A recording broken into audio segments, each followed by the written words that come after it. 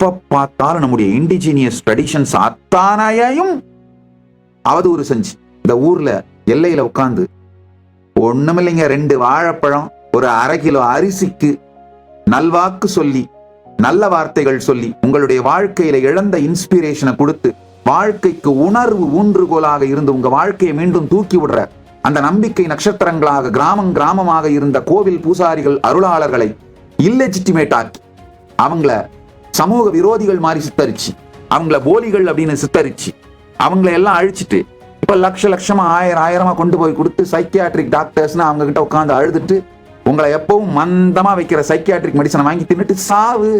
என்ன பண்றது? மீண்டும் ஒரு முறை கதவை திற, காற்று வரட்டும். பகவான் ஸ்ரீ நித்யானந்த பரமசிவம் அருளும் சிறப்பு நீரலை சத்சங்கம். இதுதான் இன்வேஷன்.